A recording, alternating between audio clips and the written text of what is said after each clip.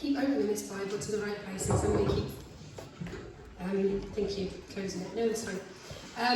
J. John was speaking at a women's conference, and he said, so I'm going to nick his joke.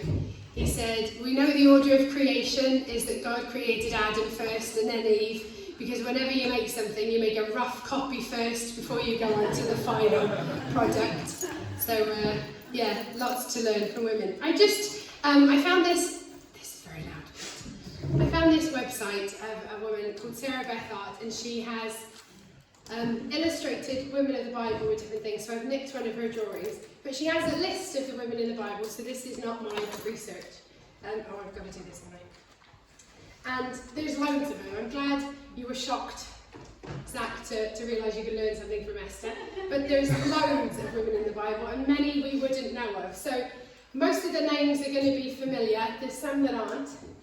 Claudia, Pilate's wife, was thought to have become a Christian later, and she's the only one during the crucifixion that attests to Jesus' innocence. She's the only one that mouths that he's innocent. The disciples have all scarpered, and she's the one saying, this man is innocent, you shouldn't be doing this. So there's Claudia.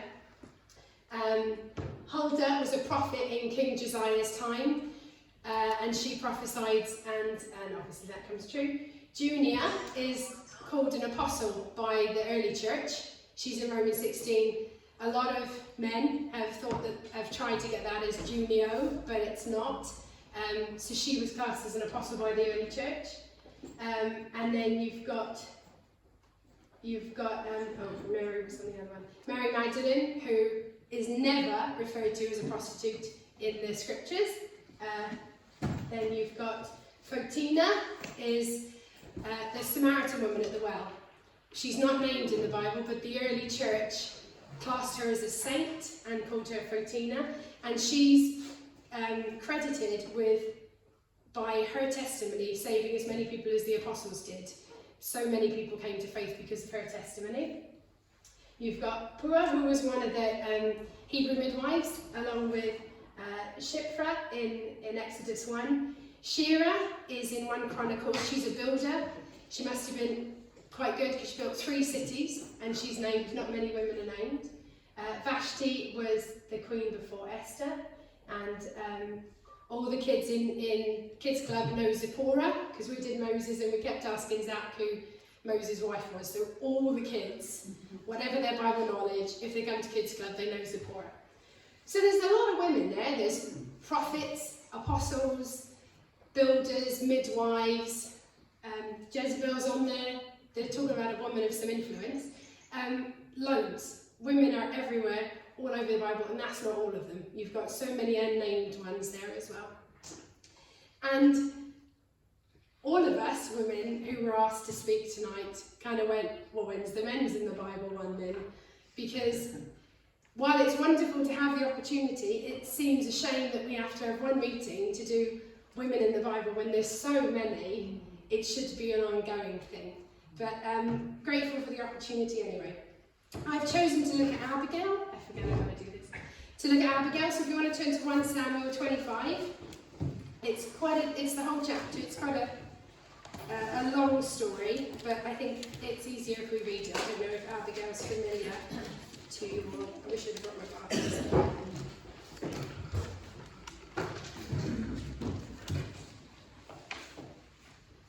So the context is David's on the run from Saul.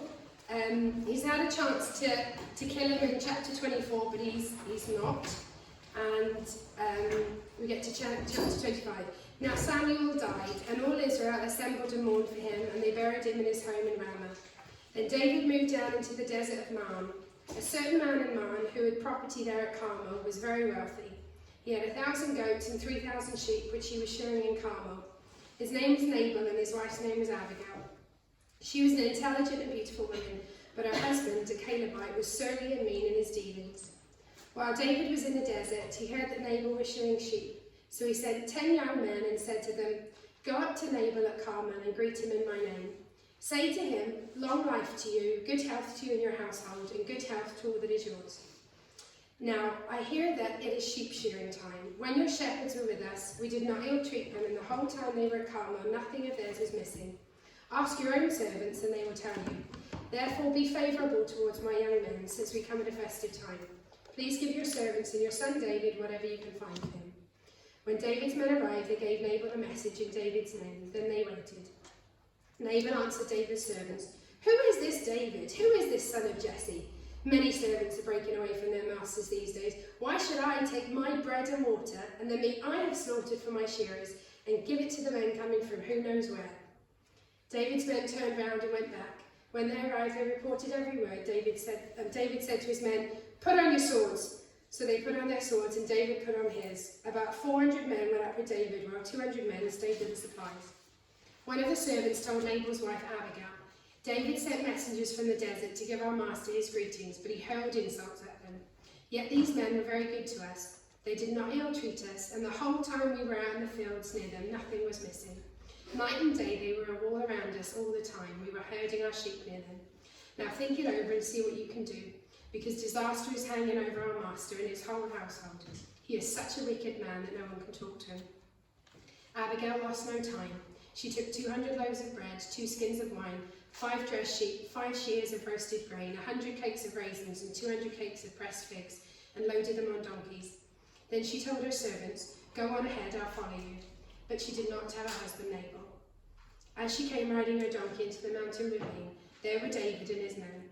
David had just said, "It's been useless, all my watching over this fellow's property in the desert, so that nothing of his was missing. He has paid me back evil for good. May God deal with David, be it ever so severely, if by morning I leave alive one male of all who belong to him."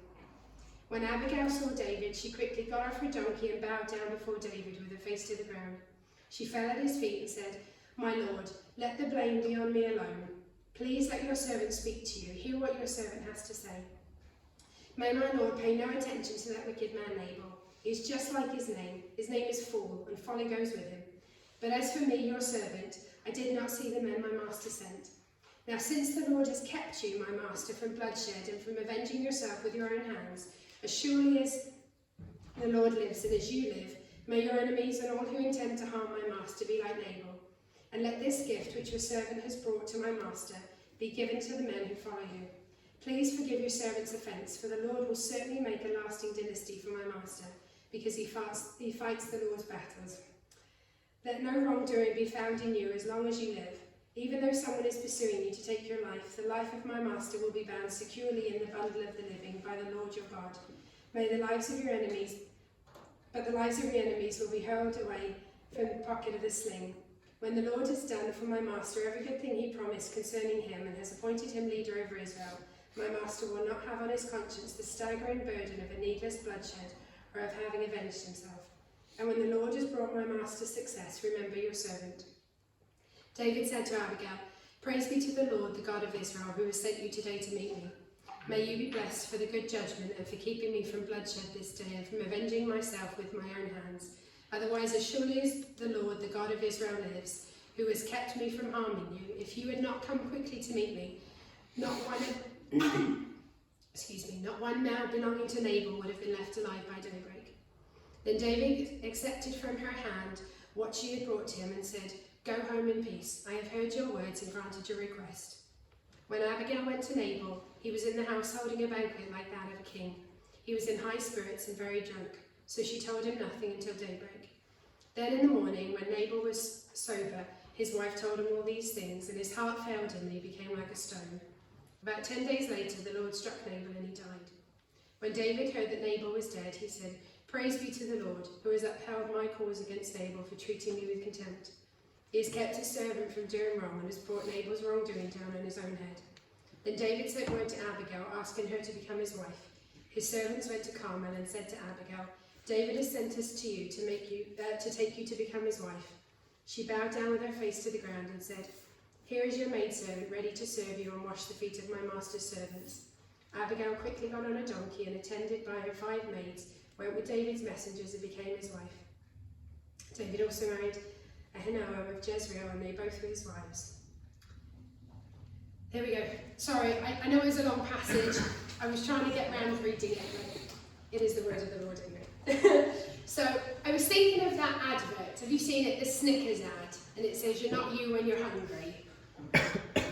David had has had the opportunity to kill his arch enemy, this guy who's been after him for a while, and he doesn't. He manages to contain himself, yet here's Nabal, and he won't give him some food, and he's ready to take 400 men and go and kill every man that this man owns. And I thought of the Snickers ad, you're not you when you're hungry. He's obviously hungry, he wants some food, and he loses it. And Abigail is the only person in the Bible, the only woman to be described as intelligent and beautiful. And she knows how to act. She obviously knows her husband's an idiot, and she knows how to appease him and when to speak to him, obviously not when he's drunk, as we find out. But she acts in such a wise way that she saves the lives of every man in that household. You think he's got, 3,000 sheep and 1,000 goats. There's a lot of people here that she saves by just being wise and by being very clever. And what I like about Abigail is that she's got this idiot for a husband. She's got this really angry, really hungry man who's intent on killing everybody that day. But she doesn't let her circumstances dictate her actions. She doesn't go, oh well, I'm a woman, there's nothing I can do. My husband said this, and this guy who's going to be the future king is coming, there's nothing I can do. She acts really wisely, and she does what she can. I just think the list of the food that they have available is vast. I mean, if she can take all of that and Nabal doesn't see, and all he was willing to give David was bread and water, she acts in such a clever way. And it's clear that everybody knows who David is. If you listen to Abigail's speech, she knows that David could have killed Saul and chose not to. She knows, she references a sling. She knows what David has done with Goliath. She knows his reputation. I mean, in previous chapters, you've got all of Israel saying Saul has slain thousands and David is tens of thousands. Nabal's being an idiot. He's like, oh, who is this David? And he's breaking away from his master. He's really belittling him when all of Israel knows who David is, what he's done for the nation, not just for Saul. And she, I've lost my train of thought. She acts really wisely when Nabal's really being nasty to David, and she doesn't let her circumstances dictate what she does and how she acts. She's so generous. Again, she could have just taken slightly more than bread and water, but she collects all this food and takes it on ahead, making sure that there's more than enough. Not just to appease David, but they've worked hard, they haven't had any rewards. And she just gives very generously of what she has and doesn't count the cost, I think. What struck me as well was that she knows God's work. She knows what God has done in David's life. She references that in her speech.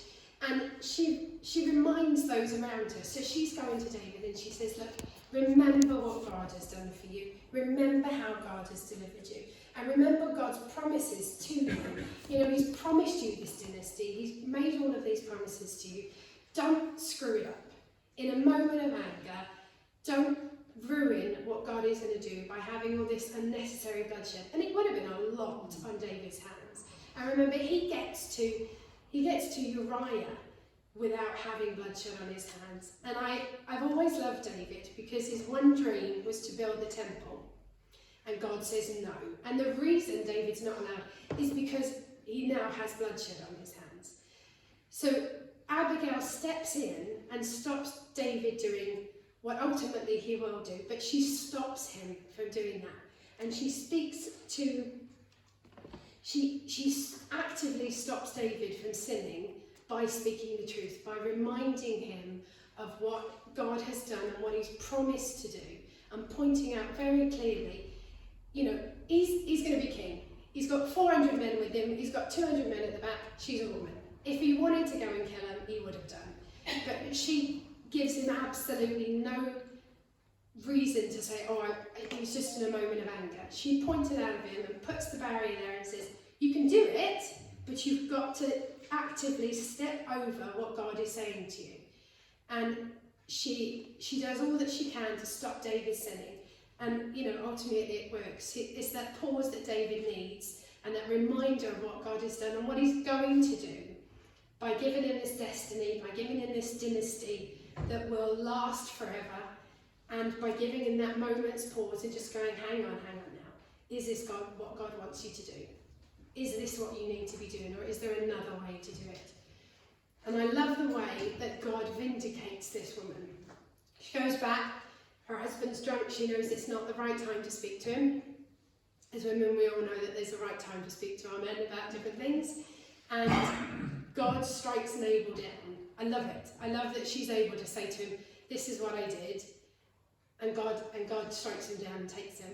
And God vindicates Abigail, and she becomes David's wife. And I like to think that she continued to be an advisor. I know David ended up having quite a few, but I like to think that as she prophesied to David in this way, reminding him of what God has done and what God's going to do, that she continued to do that she was that advisor. Maybe that's just my imagination, but I like to think that there's a woman who was brave enough to step out of the situation she was in, to do what was right, to be generous, to speak God's truth, and to remind David of what God has done. And ultimately she saves the lives of the entire household, and she keeps David sinless to a point until he gets to Uriah.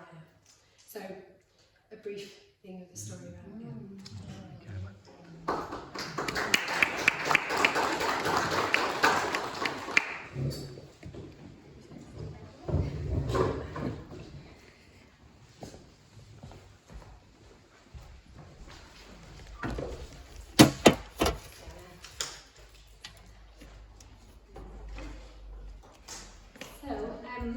I'm glad that you stopped after you said there's lots to learn in Esther, because I was really worried you were about to give away the whole message, although there is so much